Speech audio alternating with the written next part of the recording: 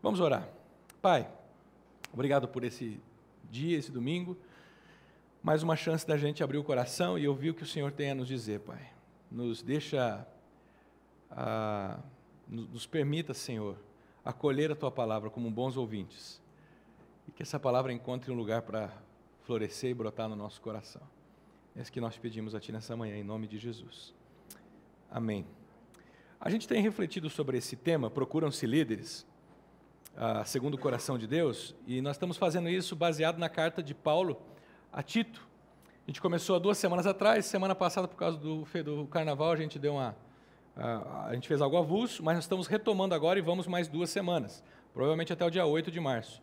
E Tito, ele é um discípulo de Jesus do primeiro século, ele se encontra na ilha de Creta, uma ilha que tem uma história marcada pela mitologia grega, uma ilha marcada por histórias de traições, de idolatria, de homens e mulheres que estão envolvidos por paixões, por desejos. E Paulo escreve para Tito dizendo o seguinte: meu querido filho na fé, eu te deixei ali em Creta com uma responsabilidade. Qual a responsabilidade? Instituir líderes, homens de referência naquela cidade, naquela igreja, naquelas comunidades que se encontram na ilha de Creta. Líderes numa comunidade cristã, em comunidades que haviam acabado de nascer na ilha de Creta. E quando a gente fala de líderes, gente, para a comunidade cristã no primeiro século, nós não estamos falando de líderes para um gueto. Nós não estamos falando de líderes para um clubinho dentro de uma cidade. Nós estamos falando de líderes para uma comunidade cristã que entende a sua missão e está seguindo em frente. Consequentemente, a gente vai falar de líderes que vão influenciar as coisas, que vão influenciar uma comunidade, que farão diferença, por exemplo, na sociedade. Quando a gente fala de líderes dentro de uma comunidade cristã, nós estamos falando de pessoas que mudam a realidade, por exemplo, socioeconômica, política, dentro de uma sociedade. Você pensa que é utopia? Não, mas nós estamos aqui para quê? Para a igreja só para se reunir religiosamente? Não. Nós estamos aqui para fazer uma diferença, a partir de uma cultura do Evangelho. Procuram-se líderes segundo o coração de Deus. Eu não sei se você concorda comigo, mas a minha percepção é que a gente vive numa sociedade carente de líderes. Existe uma lacuna de homens e mulheres que são líderes íntegros e que são lembrados pelo que eles são, e não apenas pelo que eles fazem e pelo que eles falam. Porque quando a gente fala de líderes hoje, quando a gente é influenciado por líderes hoje, via de regra a gente está lembrando do passado, não é? Geralmente a gente está lendo um livro, uma biografia de alguém que no passado influenciou. Mas hoje, quem são os nossos grandes líderes? Quem são as pessoas que influenciam as nossas vidas? Eu estou dizendo de líderes que inspire pessoas a fazer diferente, inspire as pessoas a viverem num mundo melhor, a fazerem as coisas direito. Líderes que tenham coragem de tomar decisões, não baseado no que o eleitorado quer, entendeu? Líderes que tenham a coragem de tomar decisões, não baseado no que o seu partido político quer, mas que tenham coragem de tomar decisões que mudam a trajetória de grupos e de pessoas, fazendo o que é correto. Gente, nós precisamos de gente que faz diferença na nossa geração. Primeiro, pelo que são. Depois, pelo que falam e pelo que fazem. Às vezes eu fico desanimado. A gente tem lido jornais, a gente tem escutado as notícias, e cada dia no nosso país brota, da terra, assim, um negócio, ele surge do nada, cada vez mais notícias de corrupção, de desvio, de gente que está usando a autoridade de maneira abusiva, gente que não está fazendo direito o trabalho que foi, a responsabilidade que foi dado para eles. E tem mais. Eu confesso para vocês que eu fico indignado. Quando eu, às vezes, passeando pelo Facebook, eu vejo alguns cristãos, principalmente cristãos de uma certa igreja, numa cidade chamada Lagoa Santa, perto de uma lagoa, que se reúne 10 da manhã, 18h30, uma vez por mês faz um evento lá com crianças. Alguns cristãos que postam suas opiniões no Facebook como se a corrupção fosse uma questão partidária. como se a corrupção no nosso país fosse desse ou daquele partido. E eu não estou defendendo partido nenhum aqui, tá bom? Não saia dizendo o que eu não disse. Mas a gente precisa entender que a corrupção no nosso país não é partidária. O seu partido também é corrupto, e muito corrupto. A questão, o nosso sistema hoje, ele se tornou favorável, é estranho falar isso, favorável à corrupção. Mas a gente tem que parar de tratar esse problema como se fosse um problema de partido. A gente precisa tratar esse problema como um problema nosso. Nosso, porque esse não é um problema que está presente somente nas altas esferas de poder. Corrupção não acontece só lá no Congresso. Corrupção não acontece só na liderança do nosso país. Esse é um problema presente, sabe onde? Na minha e na sua vida. Corrupção é um problema presente na tua empresa, no teu trabalho, nos teus negócios, na maneira como eu e você dirigimos o nosso carro, na maneira como nós lidamos quando nós recebemos uma multa em casa. Corrupção tem a ver conosco, principalmente nas próximas semanas, quando você for preencher a sua declaração de imposto de renda. Corrupção tem a ver com isso. Corrupção começa aqui com a gente. Por isso que nós precisamos de líderes que nos inspirem a acreditar que vale a pena fazer o que é certo, gente. Hoje a gente vai conversar um pouco sobre integridade, sobre caráter, que é o desafio de fazer o que é certo. Por quê? Porque eu vou ficar mais rico? Não. Porque se eu fizer o que é certo eu vou ter mais benefícios? Não. Não. Por quê? Porque é certo. Ponto. Acabou. Quando a gente fala de liderança, o problema ainda fica um pouco mais complicado na nossa sociedade, porque além de não termos líderes íntegros que façam o que é certo, nós também temos um outro problema, que é a ausência masculina nas esferas de liderança da nossa sociedade. Mais e mais fica claro a ausência de homens que exerçam a sua masculinidade de maneira sadia e assertiva no comando de nações, de empresas, de famílias, de igrejas. E olha, as nossas famílias estão cada vez mais ressentidas. Homens, prestem atenção nisso, e eu também estou prestando atenção. Vocês não sabem como que isso tem mexido comigo. Mas as nossas famílias estão ressentidas. Estão carentes, porque nós não temos liderado as nossas famílias com integridade. A gente tem falado aqui na nossa comunidade algumas vezes sobre família estendida. Em abril, a gente vai conversar um pouco mais sobre isso. Mas eu creio piamente que no mundo fragmentado como a gente vive, o nosso papel como comunidade cristã seja talvez ser o último reduto, onde crianças e adolescentes possam experimentar a figura de um homem, de uma mulher. Numa sociedade onde já não se tem mais fé em pai, em mãe, onde homens se omitem, onde mulheres se omitem, talvez a comunidade cristã seja o único espaço onde essas crianças e adolescentes poderiam crescer e perceber como é ser um homem e uma mulher parecido com Jesus.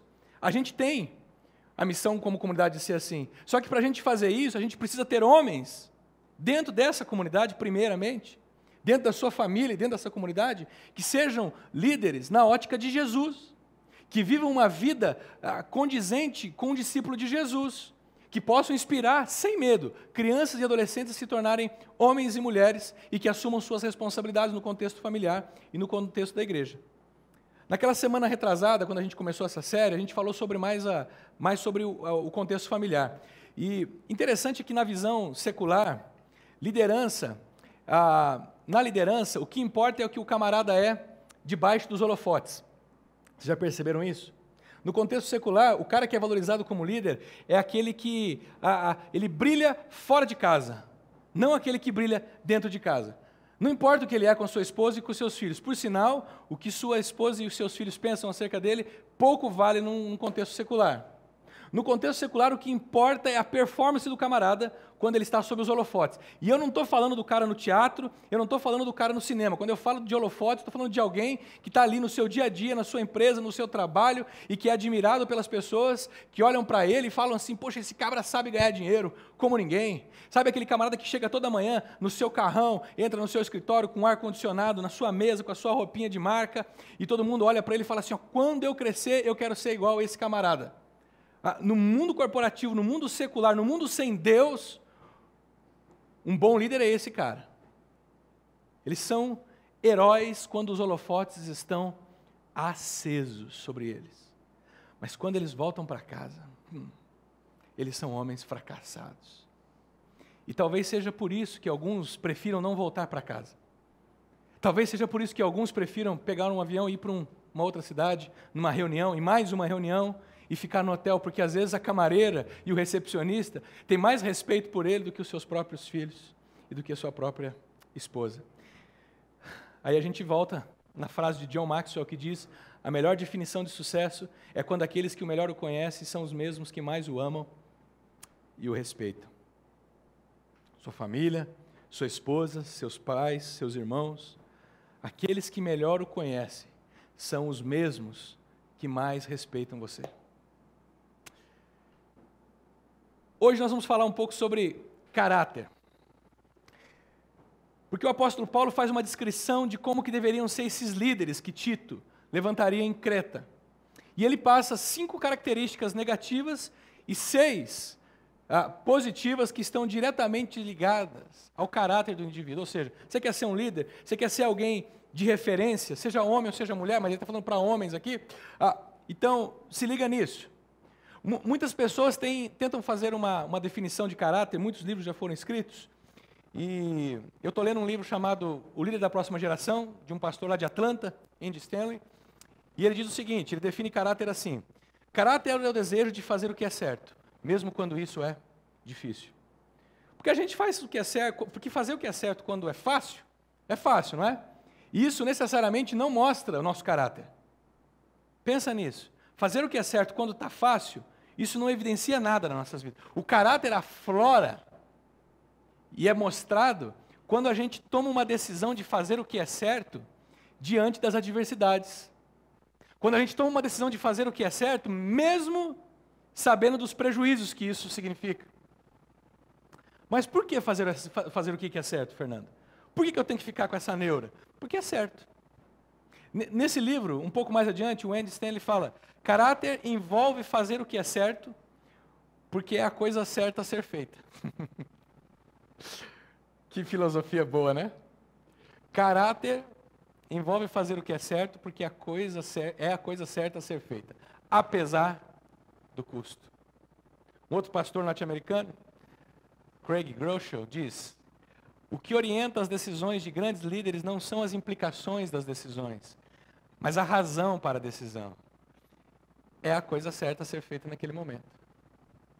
Por exemplo, muitos pais têm grandes problemas com seus filhos, são mal sucedidos na educação de seus filhos quando crianças, quando os filhos são crianças e quando os filhos são adolescentes, porque eles, no afã de serem queridos pelos filhos, de serem amados pelos filhos, eles não falam para o filho o certo, o que deveria ser dito. Eles ficam com medo de dizer para o filho: olha, não. E aí, no intuito de agradar os filhos, eles deixam de fazer o que é certo para fazerem algo que eles supostamente acham que é certo. E aí o camarada cresce, não ouviu do pai e da mãe o que era para fazer, começa a dar problema, e o pai, ao invés de ter tomado a decisão de falar para o filho o que era certo, decidiu falar para o filho o que era errado. Pastores têm uma necessidade imensa, você não tem noção, como qualquer ser humano na Terra, pastores têm uma necessidade imensa de serem amados. No entanto, alguns pastores ficam refém disso, porque muitas vezes pastores sabotam a sua própria liderança, porque o desejo de ser amado faz com que eles deixem de dizer para as pessoas, deixem de tomar decisões que são corretas, deixem de orientar a sua comunidade na direção do que é certo, em virtude do simples fato: eu preciso ser amado, então eu não posso dizer o que é verdade, porque senão o camarada vai ficar chateado comigo. O camarada passa a pregar para a comunidade só o que ela quer ouvir, e não o que ela precisa ouvir, e porque o anseio do camarada é de ser amado, de não ser rejeitado. Então, ele toca conforme a música. Mas grandes líderes bíblicos, gente, sabem que o que orienta as suas decisões não são as implicações das decisões, mas a razão para a decisão, fazer o que é certo. ponto. Agora, a gente precisa fazer um parênteses aqui. Caráter não é um requisito essencial para ser líder, tá? Porque nós temos na história do mundo milhares de líderes que exerceram liderança de maneira efetiva, guiaram massas, levaram pessoas a mudar as suas histórias para pior, e lideraram essas pessoas para o buraco, para o abismo. Na história da humanidade, nós temos homens e mulheres que, com carisma e competência, levaram grandes massas a fazer o que era errado. No nosso contexto brasileiro, cultura brasileira, nós tivemos vários líderes ao longo das últimas décadas. Líderes políticos com carisma, competência, mas que levaram pessoas a criarem articulações altamente malignas, corruptas e fazerem mal à sociedade. Existem líderes sem caráter. A questão é, as realizações de um líder, elas vão fazer o nome dele ser lembrado por gerações. Porque um líder que tem carisma e competência, ele realiza coisas, ele constrói coisas, ele faz coisas fantásticas. Mas é o seu caráter que vai definir o que as pessoas vão dizer sobre ele no futuro. Aí você tem que perguntar, você quer ser lembrado pelo que você fez ou pelo que você era? É por isso que Paulo, diferente do contexto secular, ele vai orientar o Tito, seu filho na fé, a procurar e a instituir líderes nas comunidades cristãs, que seriam líderes de uma igreja em Creta, líderes de um movimento para levar o evangelho a outros homens e mulheres. Ele vai falar que esses líderes precisam primeiro serem líderes de caráter, sabe onde? Dentro da sua casa, dentro da sua família. Interessante que na Bíblia, para ser líder, a performance não é uma coisa primária, vocês sabiam? O que o cara faz, o que o cara consegue realizar.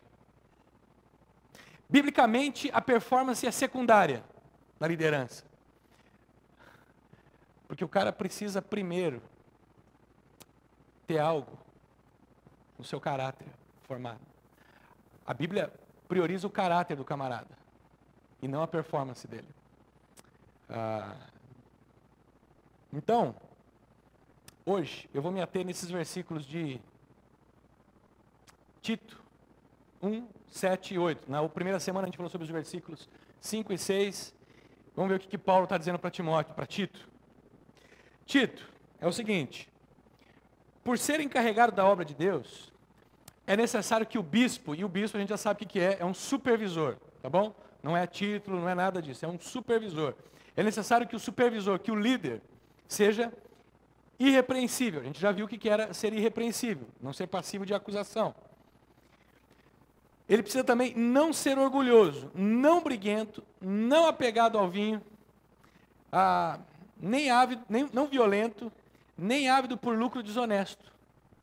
Ao contrário, o líder, o camarada que é líder, seja dentro da sua família, da comunidade, é preciso que ele seja hospitaleiro, amigo do bem, sensato, justo, consagrado e que tenha domínio próprio.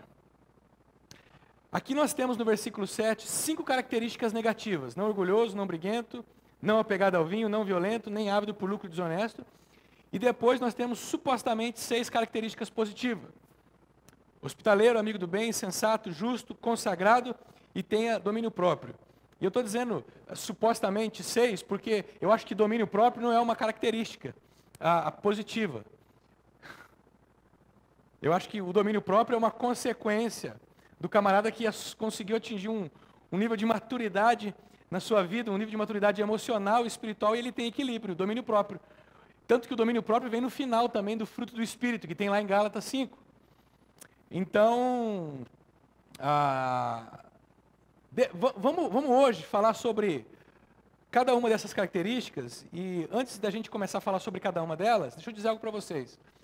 Eu sempre achei interessante que Paulo atribuísse características a homens que quisessem ser líderes nas suas comunidades cristãs, atribuísse a eles características que nada mais são do que características do próprio Jesus.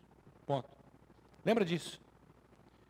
O líder de uma comunidade cristã, um discípulo de Jesus que lidera algo, ele tem que ter essas características tão somente porque Jesus é assim, e ponto. Também, as mesmas características que Paulo atribui para os presbíteros, para os bispos, ele atribui também para os diáconos, ou seja, não é uma coisa só para quem está na frente, para todo mundo que de alguma forma quer ser discípulo de Jesus, essas características são necessárias.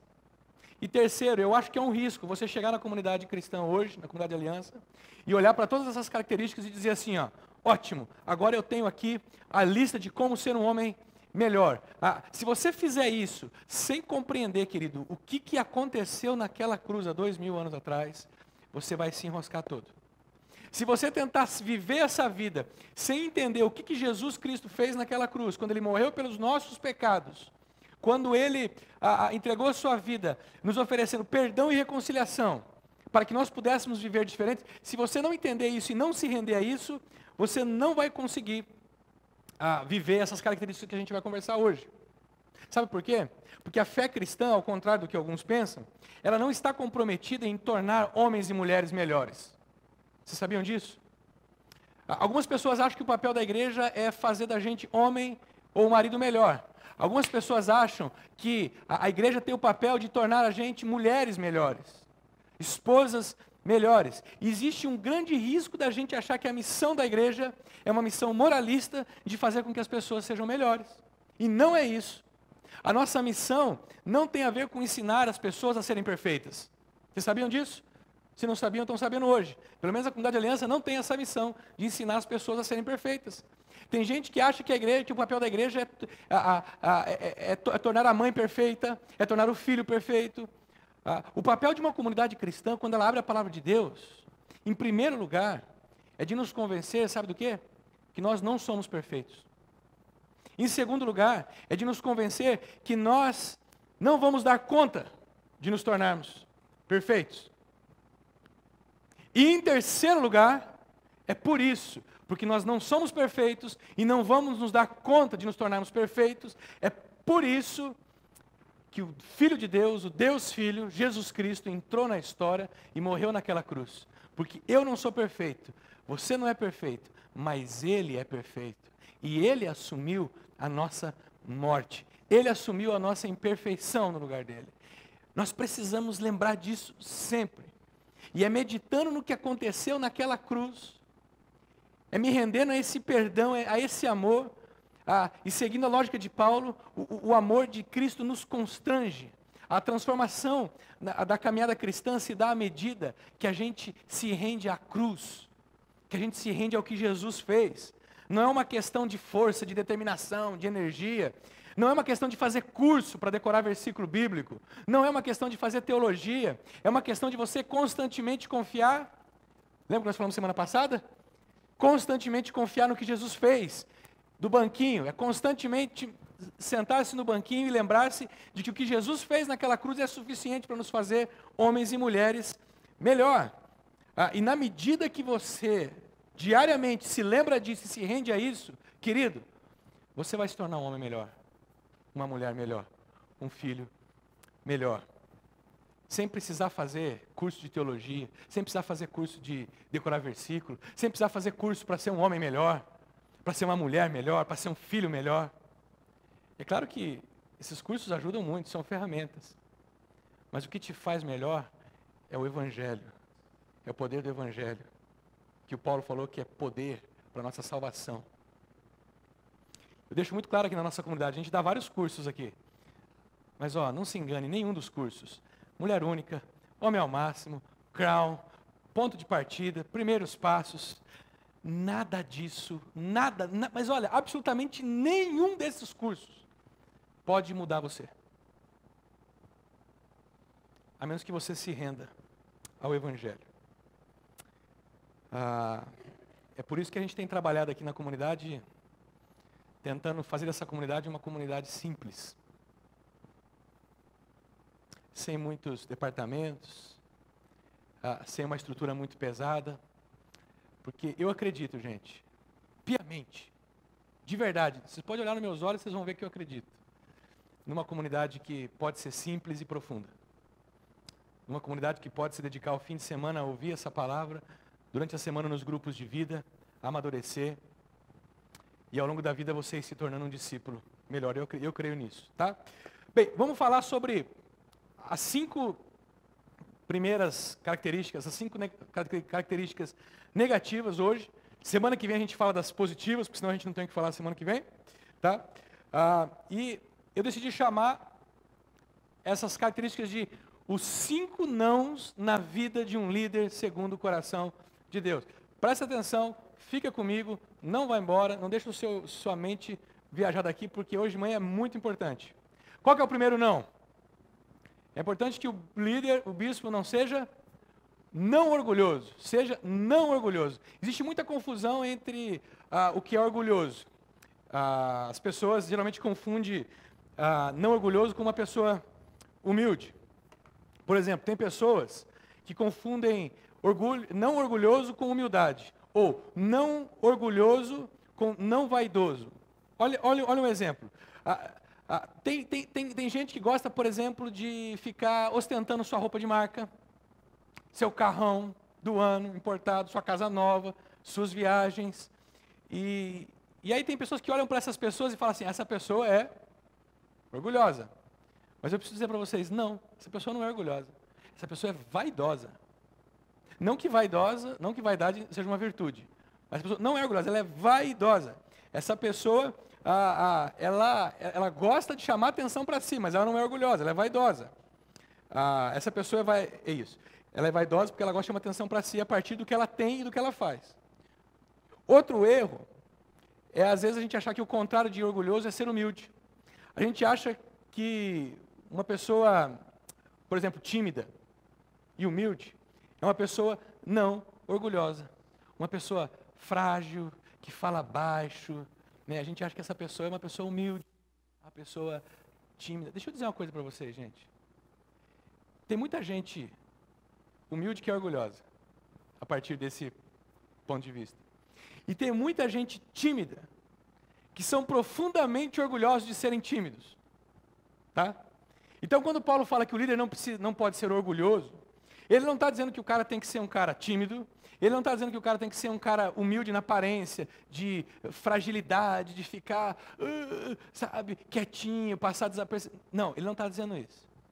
A gente precisa entender que o que Paulo quer dizer quando ele diz que um líder segundo o coração não deve ser orgulhoso, talvez a gente precise buscar em outros textos para entender o que ele está querendo dizer. Aliás, essa é uma dica para você que está estudando a Bíblia. Quando você não entende o por exemplo, Paulo está falando sobre orgulho, busca outros textos nas Escrituras que Paulo escreveu para ver se ele fala alguma coisa sobre orgulho. E aí você vai entender um pouco do que ele está querendo dizer quando ele fala para Tito, por exemplo, que o líder não deve ser uma pessoa orgulhosa. Eu diria que Paulo está dizendo que o líder, ele deve ser um cara não orgulhoso. Não orgulhoso é ser alguém ensinável. O cara que é orgulhoso, para Paulo, é um cara que, por exemplo, ele não se deixa ensinar. Ele é um cara que é resistente a tudo. Ele é insubmisso. Olha o que Paulo fala para Timóteo, quando ele fala sobre orgulho.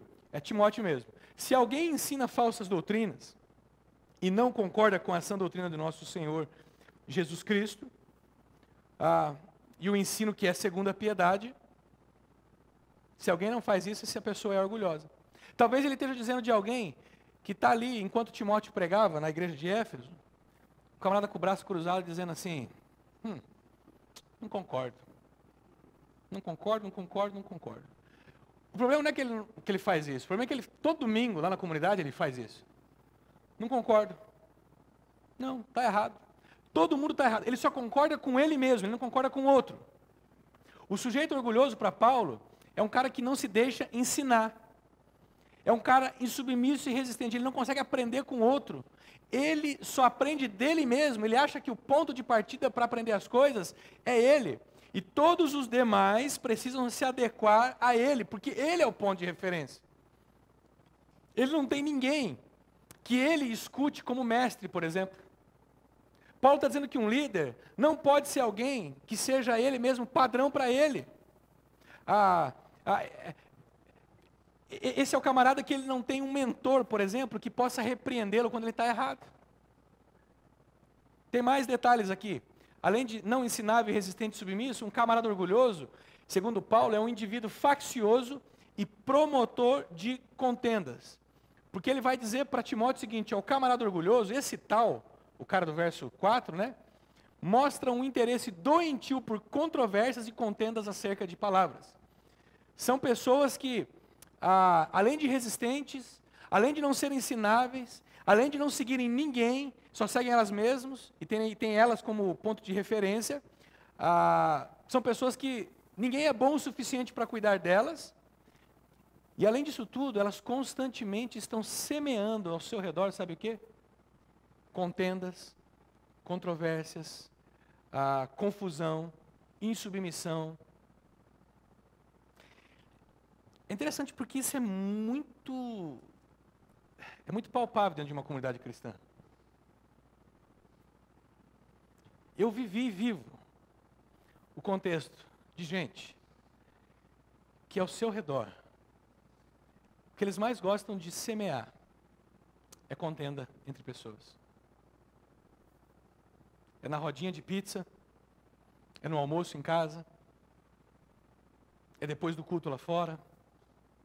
Qualquer oportunidade que algumas dessas pessoas têm, elas gostam de semear a discórdia, que resulta em quê? Em inveja, está escrito ali, brigas, difamações, suspeitas malignas. Porque, gente, uma das armas mais cruéis nos relacionamentos hoje se chama, sabe o quê? Difamação. Alguém já disse que difamação é como você pegar um travesseiro de pena de ganso, levar no alto de um morro, de um monte onde está aquela ventania brava, rasgar o travesseiro, deixar as penas voarem, serem levadas pelo vento, e depois você tentar recolher as penas.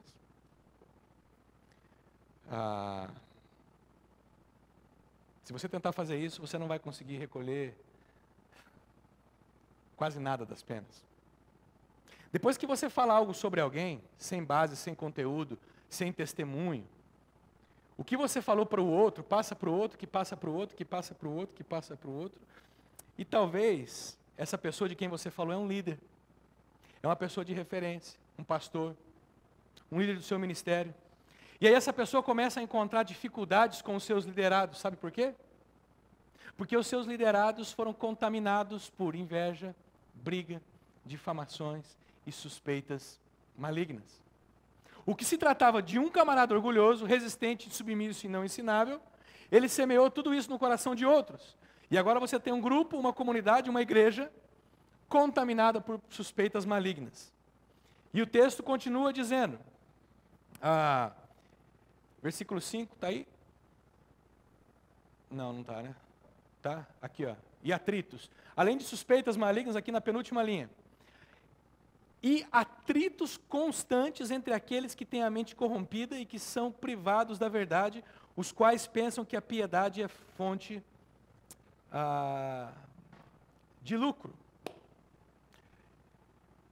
O que Paulo está dizendo para Tito aqui é o seguinte: o camarada orgulhoso é um camarada que não aprende com ninguém e que, além de não aprender com ninguém, vive dividindo o grupo onde ele está inserido. Por isso, 3 perguntas para você essa manhã. Não, fica tranquilo, não é o refletir e praticar ainda, gente. A quem você efetivamente tem escutado como pessoa? A quem você ouve? Eu acho importante a gente ter pessoas na nossa vida que a gente recorre, quer você chame de mentores, de pastores, não importa. Mas pessoas que você dá autoridade para elas sobre a sua vida. Porque poder a gente impõe, mas autoridade se recebe. Ninguém precisa, eu como pastor não preciso me impor na vida de ninguém aqui. E eu já disse isso, eu vou continuar dizendo, eu sou pastor de quem quer ser minha ovelha. Quem não quer ser ovelha, fica tranquilo, pode ir embora. Eu não vou me impor sobre ninguém. Se você quiser dar autoridades para mim, cuidar da sua vida, ótimo. Mas senão eu não vou tomar ela de você. Agora, a pergunta, será que eu e você Temos dado a alguém autoridade sobre a nossa vida para que essa pessoa tenha liberdade de nos dizer quando nós estamos certos ou quando nós estamos errados? Essa pessoa, se você tem ela, confronta as suas opções e as suas atitudes? Ou é uma pessoa que só passa a mão na sua cabeça? É uma pessoa que só te fala o que você quer ouvir? Porque um grande problema nesse processo, a gente até tem pessoas com quem a gente conversa e a gente diz que escuta. Mas coincidência ou não, são pessoas que sempre concordam com o que a gente quer. Vocês já perceberam isso? Ah, ela é a minha confidente. Ele é a pessoa que eu confio. Só que, via de regra, essas pessoas eles só falam o que a gente quer ouvir. A pessoa a quem você atribui autoridade sobre a sua vida, que você diz que vai escutar, é uma pessoa que te confronta? É uma pessoa que tem medo de dizer não para você? Não é fácil. Pessoas na minha vida com quem eu tenho essa relação, às vezes elas me deixam irritados. Quantas vezes eu já não briguei com o pastor Leonardo? O que ele está pensando que ele é? Para falar isso para mim. Mas depois de algum tempo orando e pensando, eu dizia, não, eu vou me submeter, eu vou... E olha, eu não me arrependi das vezes que eu ouvi. Terceiro, você se submete às orientações e repreensões, você é alguém ensinável? Gente, esse negócio de fazer o que foi pedido ou politicamente incorreto, fazer o que foi mandado a gente fazer, apesar de não ser a nossa vontade, é algo complicado, eu sei. Mas a gente precisa perceber que a gente vive numa cultura onde a gente vive assim, ó, a ditadura da vontade. Sabe qual é a ditadura da vontade? Não estou afim. Não vou porque não quero. Não estou afim de fazer porque não estou afim. Não quero. Mas não é para você ter feito isso? Não, era, mas não estou afim. A gente precisa romper com isso. A gente precisa parar de ficar achando que o que norteia as nossas vidas é se nós queremos, se nós estamos afim ou não. A gente precisa parar e exercitar algumas coisas, se colocar debaixo do cuidado de outros, deixar que outros orientem a nossa vida também, e dizer para a gente, mesmo que for o que a gente não queria, mas é o que é certo. Uma segunda característica que Paulo diz para o líder cristão, ele diz, o cara, além de ser não orgulhoso, ele precisa ser um cara não briguento. E eu preciso confessar um negócio para vocês, eu tenho que tomar muito cuidado com esse negócio, de não ser briguento, porque de vez em quando eu na tentativa de confrontar algumas coisas, de dizer algumas coisas que estão erradas, de falar contra algumas coisas que não funcionam, existe uma linha muito tênue entre você repreender alguém e você ser um cara briguento.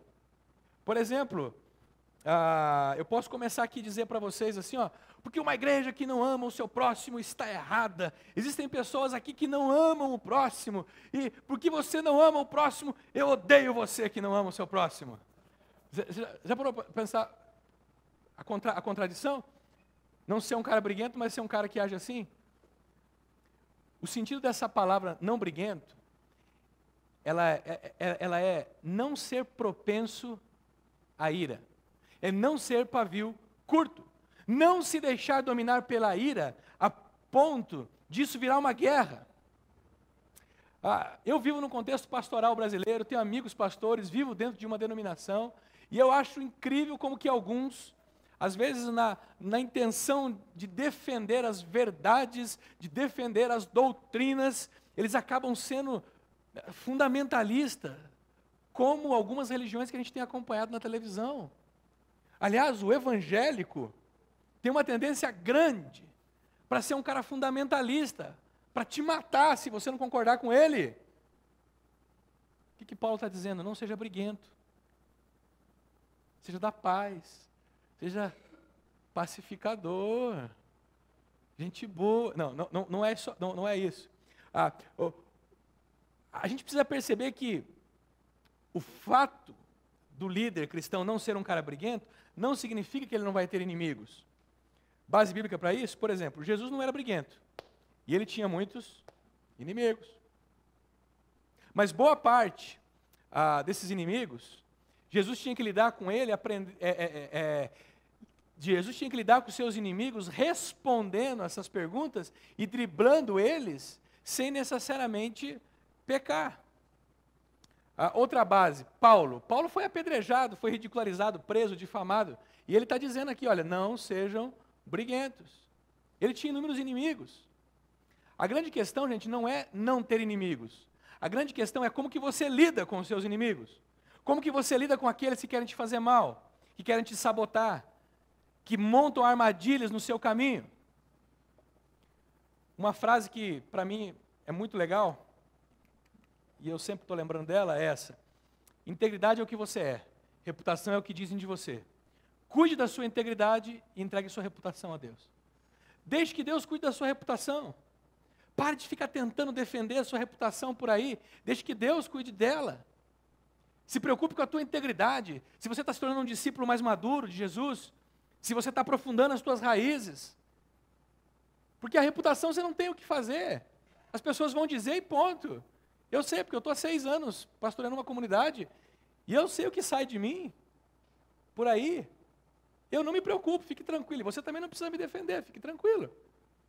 Porque a minha reputação está com Deus. Eu estou preocupado com a minha integridade. Cuide da sua integridade e não fique preocupado com a sua reputação. Se bem que um pouco de cuidado ajuda a gente. Porque tem gente que não tem muito cuidado, por exemplo, com a sua reputação no Facebook, né? Tem gente que não para pensar hoje, por exemplo, que as empresas, quando recebe seu currículo hoje, antes de determinar se vai contratar o camarada, ela vai bisbilhotar no Facebook do camarada, né? As fotos que ele tira, as coisas que ele posta, tá? E aí a empresa vai lá no Facebook e vê que o cara é um boa vida, ele só posta fotos dele no bem bom, né? Comendo, bebendo, na praia, só curtindo. Então eu acho que vale a pena cuidar um pouco da reputação. Mas concentre-se na sua integridade, em ser alguém que tenha paz no coração, pelo que você diz e pelo que você faz. Deixe a sua reputação com Deus. Isso acontece no Antigo Testamento, por exemplo, quando Miriam, irmã de Moisés, vai acusar Moisés diante de Deus, e simplesmente Moisés abaixa a cabeça e entrega a sua causa a Deus.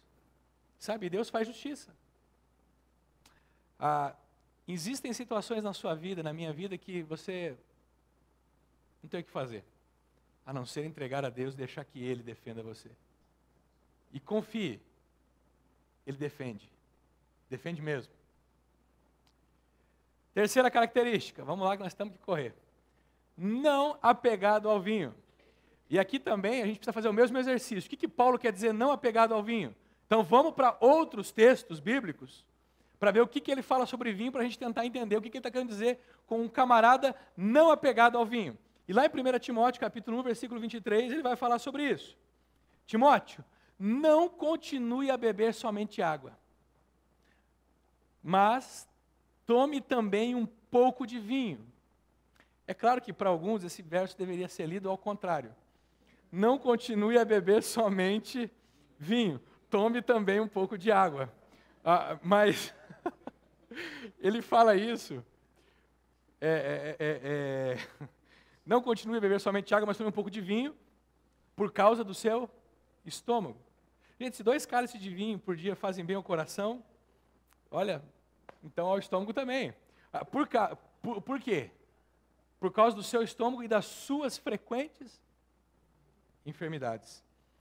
Interessante que você não vai encontrar nas Escrituras, você não vai encontrar, você pode procurar depois, me mostra, mas você não vai encontrar. Nenhum imperativo na Bíblia dizendo assim, ó, beba vinho. Beba bebida alcoólica, beba uísque, beba cerveja. Mas também você não vai encontrar nenhum imperativo dizendo assim, não beba vinho, não beba bebida alcoólica, não beba cerveja, não beba uísque. Quem defende os extremos não é bíblico. A Bíblia não diz beba, mas também não diz não beba. A Bíblia diz o seguinte, seja moderado. A Bíblia diz, tenha equilíbrio e moderação. E consequentemente, se você percebeu que você não vai ter equilíbrio, não beba. Se você perceber que o seu filho não consegue ter o equilíbrio que você tem, não beba. O conselho da Bíblia é o da moderação. E é interessante que mesmo o princípio da moderação também se aplica a outras coisas, não é a vinho apenas, a bebida alcoólica, mas se aplica, por exemplo, à comida. Se aplica ao tempo que você gasta na internet. comida, por exemplo, a Bíblia não diz coma muito ou coma pouco. A Bíblia não fala sobre isso, mas a moderação também se aplica à comida. A moderação se aplica a entretenimento. Ao tempo que a gente passa navegando na internet, no Facebook, ao tempo que a molecada gasta no videogame, ao tempo que o pessoal passa nas redes sociais, em todas as dimensões da vida, seja moderado. Porque quando a coisa começa a te dominar, é porque ela vai te escravizar. No caso do vinho, não é o vinho que me domina, mas eu domino o vinho. E eu sei qual é o meu limite e não fico flertando com o meu limite. Eu me mantenho 2, 3, 4, 5 metros de distância do meu limite. O mesmo se aplica à comida, à internet, rede social, ficar atendendo celular, WhatsApp, televisão, prática de esporte. Tem gente que começa a ficar refém de um negócio chamado academia, vocês já perceberam? E a pessoa não faz mais pela saúde, ela faz mais porque ela está dominada. E olha, tudo que te domina não é bom. O único ser, a única coisa que deve dominar a mim e a você deve ser o nosso Senhor Jesus Cristo. Porque Ele nos domina sem nos escravizar, mas nos domina pelo seu amor para nos reconstruir. Todas as demais coisas que vão dominar você vão se tornar ídolos na sua vida e vão te destruir. Ainda nessa área de equilíbrio, cuidado com a aparência do mal. Porque talvez você seja uma pessoa equilibrada, mas as fotos, de novo, que você posta no Facebook, não demonstram isso. Mas é sério. O que você posta, a imagem, o texto que você posta, muitas vezes faz parte do seu ser, ou faz parte da persona que você criou e quer que as pessoas acreditem que você seja daquele jeito. Se o que você posta nas redes sociais faz parte do seu ser e reflete em moderação, ok. Mas se não, se você é alguém que está projetando alguém que você não é, você precisa se aproximar da cruz e se render a Jesus, querido. Quarto não na vida de um líder. Não violento. Fisicamente e em palavras. Você já parou para pensar que a gente pode ser violento em palavras também? Porque tem gente que não tem porte físico para ser violento. Cadê o Pedrinho? O Pedrinho não está aí não, né? Poxa, à noite a gente pega ele. Mas tem gente que não tem porte físico para ser violento, mas tem uma língua bombada, hein? Uma língua, o que foi? Fala de novo. Difamação, é uma língua... Tem mulher que é mais frágil que o seu marido fisicamente, é assim, ó. Mas aquilo quando abre a boca, o cara vai a nocaute. Ó, a língua sai daqui e pá, acabou. 2 tapas, já põe o cara no chão. E à medida que o tempo passa, a gente vai descobrindo, né, aqueles pontos fracos do nosso cônjuge, né? Que a gente sabe que é a cartada final. Quando a briga tá naquele auge assim, você tira aquela arma fatal assim, pá, na jugular o cara. E isso muitas vezes é feito através de palavras. Naquele jogo antigo que tinha do Mortal Kombat, era o Fatality. E o camarada pegava, bicho, acabava a briga ali e acabou. Violência é isso. Isso é violência.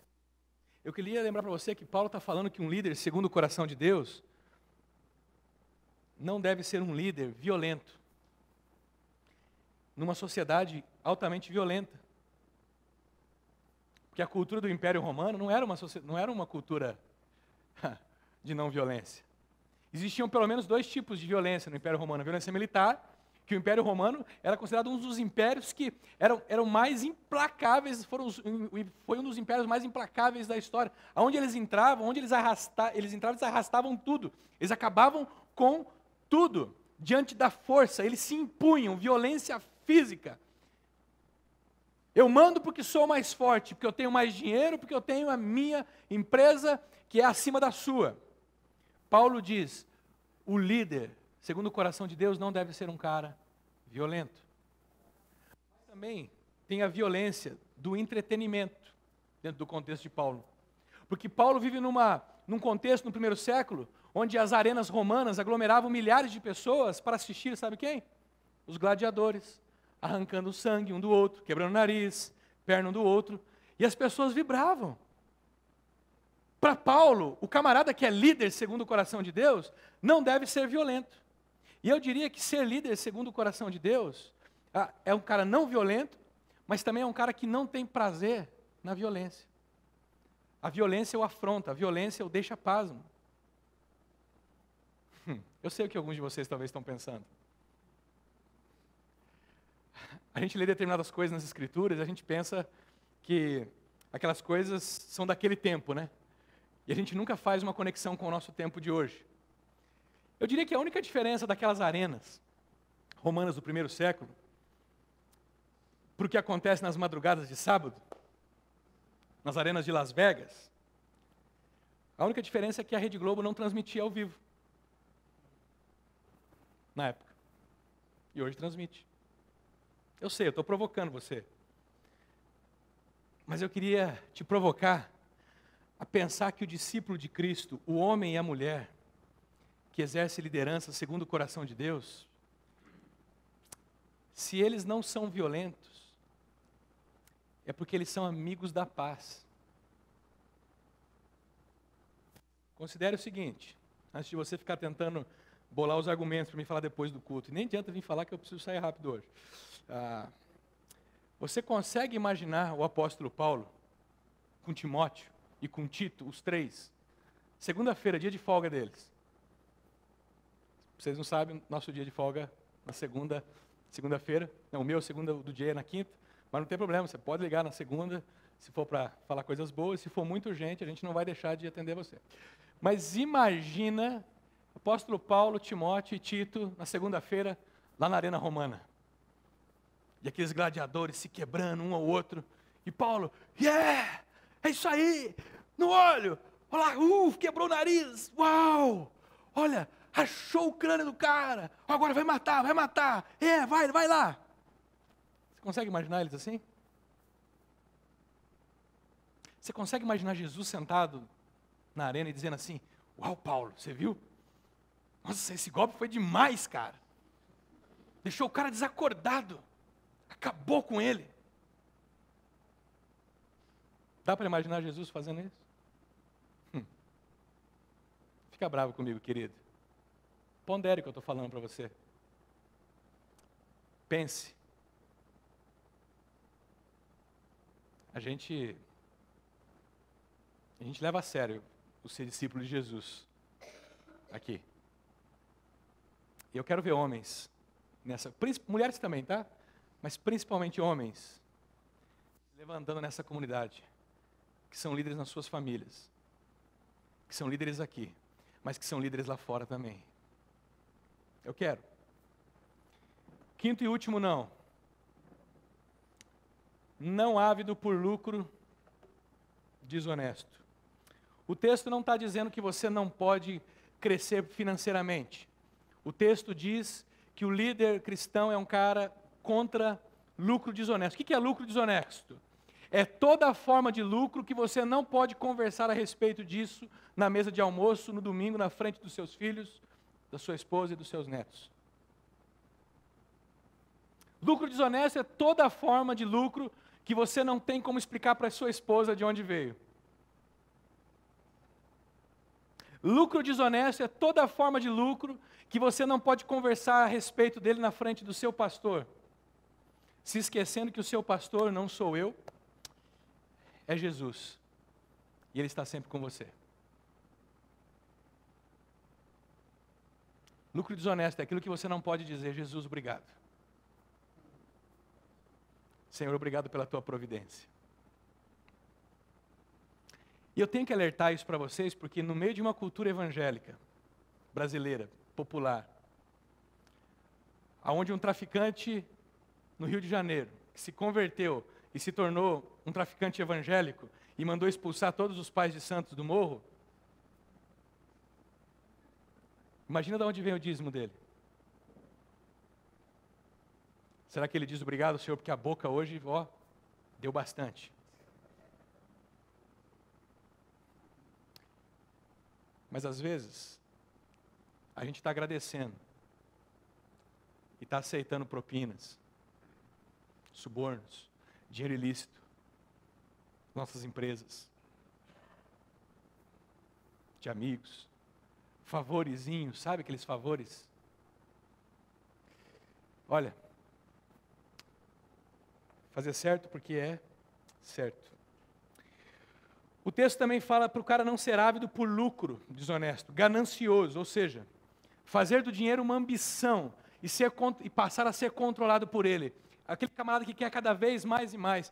Madre Teresa de Calcutá, numa conferência para os homens mais ricos do mundo, disse que ela proferiu essa frase àqueles homens: o problema de vocês é que vocês não sabem o quanto lhes basta.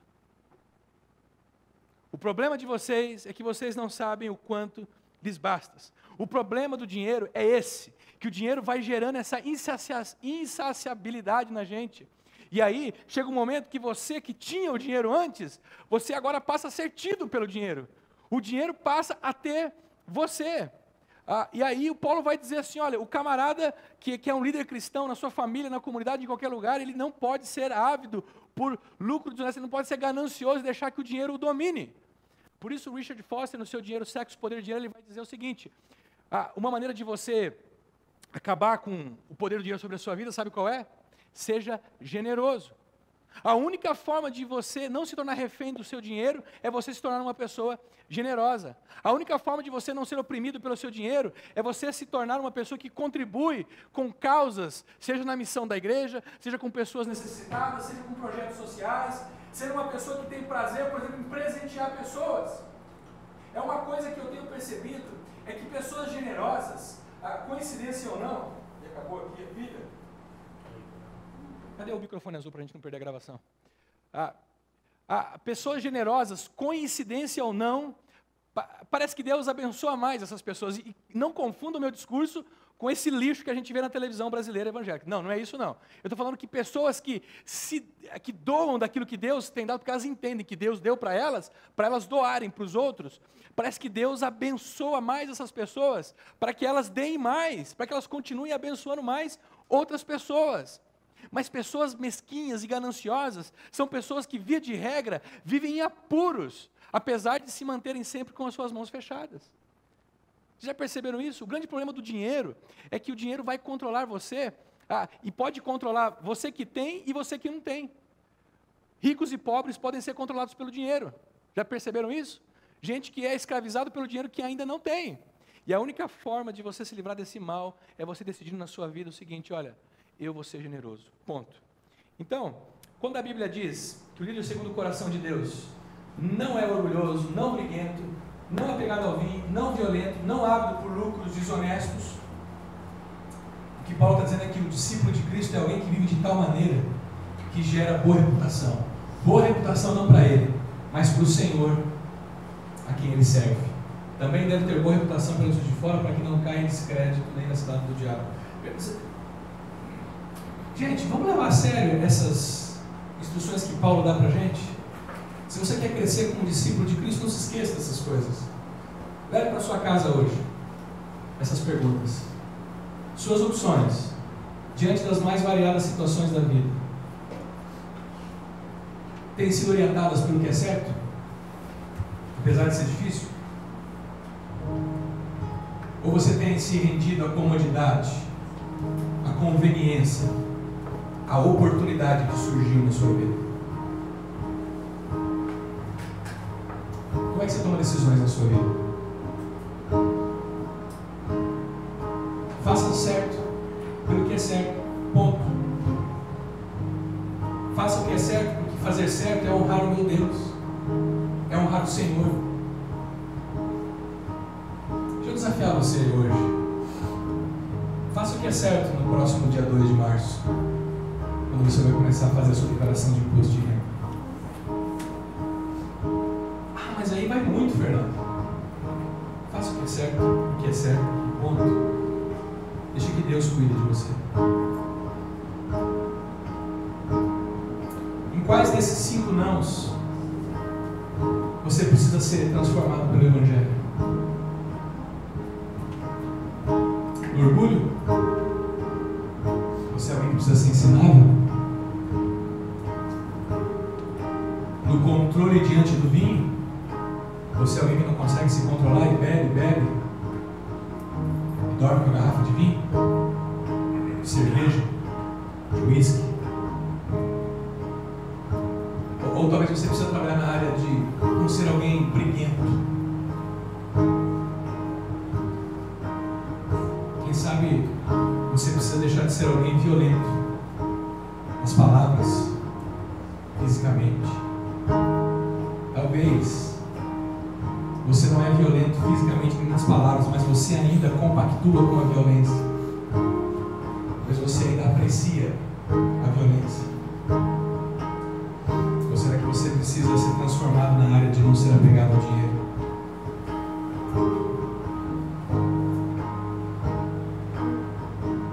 Não saia daqui achando que você tem que ter uma determinação na sua vida e falar: eu vou sair daqui e vou mudar isso. Você não vai conseguir. Por isso que eu convido você nesse momento a orar a Deus e dizer: Deus, me transforma, muda a minha vida, mostra o caminho para eu ser diferente. Faça isso como quem depende de Deus fazer algo na sua vida e não como quem depende de que você faça algo. Enquanto você pensa e ora, lembra dessa frase: a tarefa mais importante na vida não é o que você faz, nem o que você parece ser. A tarefa mais importante na vida é o que você se tornará sob o poder do Evangelho. Convido você a fechar os seus olhos, a buscar a presença de Deus e orar nesse instante. Nosso Senhor nos conhece, nosso Deus sabe de tudo na nossa vida. E não existe absolutamente nada na nossa agenda, no nosso coração, que nós possamos esconder dele. Temos vivido tendo como norte o que é certo. O líder segundo o coração de Deus não é orgulhoso, não é briguento, não é apegado ao vinho, não é violento, não anda por lucros humanos. Por isso, a vida dele honra o seu mestre. A reputação de Cristo diante dos seus amigos, dos que o cercam, é validada pela beleza da sua vida, querido. Busque a presença de Deus.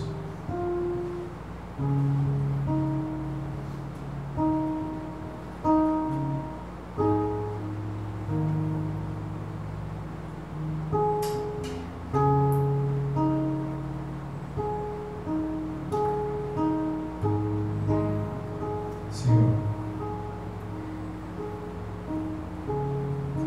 eu reconheço que só o Senhor é capaz de fazer algo em nós. Apesar das tentativas e dos votos que muitos de nós temos feito ao longo da vida, Senhor, eu concluo que somos incapazes de, por nossas forças, nos tornarmos homens segundo o seu coração. Por isso, nessa manhã, eu peço a Ti, Senhor, faça de nós esses homens, essas mulheres, segundo o Teu coração. Senhor, que o Teu poder, o poder do Evangelho, seja capaz de transformar nossa vida, nosso caráter,